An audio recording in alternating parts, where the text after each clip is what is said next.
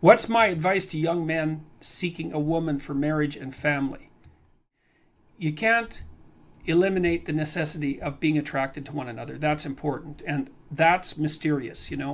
So, for example, here's a funny thing. One of the things we know that attracts people to one another is bilateral symmetry.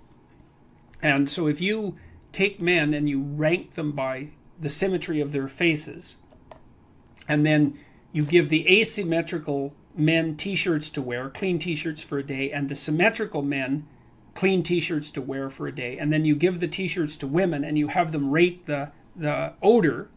The women rate the odor of the symmetrical men as more attractive than the odor of the asymmetrical men. And there are other factors that determine sexual attractiveness that are based on biological factors that are that deeply embedded in terms of smell, for example. So women also tend to not be sexually attracted to the scent of men who have, if I remember correctly, it's Rh factors that would make for potential trouble in childbirth.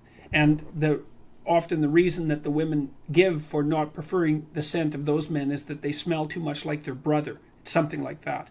So there's weird, mysterious things that determine whether or not people are sexually and physically attracted to each other. And I think it's very important that that's part of a marital relationship. The next most important thing is trust, man. It's like there's no marriage that's successful without trust. You've got to tell each other the truth. And one of the reasons that Jung believed that marriage and an oath and Carl Jung as a bond was necessary, it's really wise. It's like, telling the truth to someone is no simple thing, because there's a bunch of things about all of us that are terrible and weak and reprehensible and shameful and all of those things. And they kind of have to be brought out into the open and dealt with. And you're not going to tell the truth about yourself to someone who can run away screaming when you reveal who you are. And so the marriage bond is something like, okay, here's the deal. I'm going to handcuff myself to you, and you're going to handcuff yourself to me. And then we're going to tell each other the truth. And neither of us are going to get to run away. And so once we know the truth, then we're either going to live together in mutual torment, or we're going to try to deal with that truth and straighten ourselves out jointly. And that's going to make us more powerful and more resilient and deeper and wiser as we progress together through life. And I think that's absolutely brilliant, because if you leave the back door open, man, you're going to use it, that's for sure. And the oath is there. And this was Jung's commentary on the spiritualization of the human pair bond by Christian marriage, for example, which emphasized, what would you call it, the subordination of both members of the marital union to a higher order personality that was embodied in the figure of the Logos.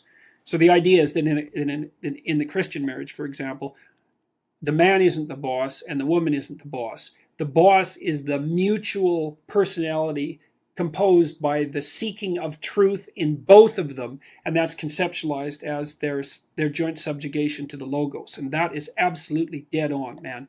It's like the ruler of your marital life should be your vow to tell each other the truth. Because, like, in hard times during your life, when you've done something stupid and idiotic that might take you down, and you don't have anybody that you can turn to, if you have a partner that you can trust, you can go say, hey, I made a big financial mistake, man, and it's really torturing me, and I feel like a complete idiot, and it's really dangerous. And the person there is going to help you figure out what to do about it. And they're going to know that when they make a stupid mistake, and they're bloody well going to, that they can come and talk to you, and that you guys are going to work your way through it. And that's a big deal. And there's a couple of things our culture gets really wrong. And one is it devalues marriage. That's really a very bad idea, because marriage is like a third of your life, and maybe more. And kids are a third of your life. And your life outside of marriage and kids is a third of your life, approximately speaking. And to miss any of that is a massive, massive mistake. Now, having said that, I will also say that for some people, missing one or more of those is necessary because they have a reason. Maybe they're brilliantly creative artists and they need to devote themselves entirely to their career, or they're outstanding in some way, and so they can justify the sacrifice of one part of that triad of being to another part. But generally speaking, it's a very dangerous thing, and it shouldn't be done. And also kids get an absolutely terrible rap, because kids are delightful. If they're well behaved, one of the chapters in my new book is called Don't Let Your Children Do Anything That Makes You Dislike Them. And you can do that, especially if you discuss it thoroughly with your spouse, the person that's helping you discipline the kids. And children are the best company because they're really enthusiastic about everything. They love doing new things. They really love you, so they're happy that you're around. All you have to do is make sure they're not too hot and they're not too cold and they've had something to eat and they're not too tired, and you don't expect them to stay engaged in something for longer than they can manage. Because we used to take our kids when they were little out to restaurants, for example, and they could sit there no problem and behave really nicely when they were 2 and 3, but they couldn't do it for more than about 45 minutes. You can't push your luck. But I also noticed with little kids is that they got antsy and unreasonable about 5 to 10 minutes before the adults did too. It's just the adults were too stupid to notice. The kids would notice right away. So back to marriage. Well, you look for someone that you're attracted to, that you love, and then you look for someone that you can bloody well trust. And then you tell them the truth. And that way maybe you can get through life and you can have someone to weave the rope of your being with and together to make your joint rope stronger, and you can have some continuity in your narrative, and you can have children, and then you can have grandchildren, and like you can have a life, man. And there's nothing, you're so fortunate if you can manage that. And also, marry someone you think would be a good mother and that has enough sense, generally speaking, to know that she wants children. Now, some women don't want children, and fair enough, and some women perhaps shouldn't have children.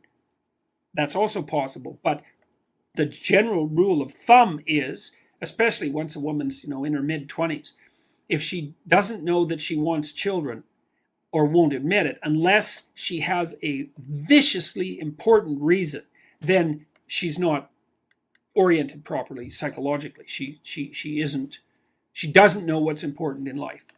Now, that might also be the case with you, and it probably is, but as a rule of thumb, that's a really good one.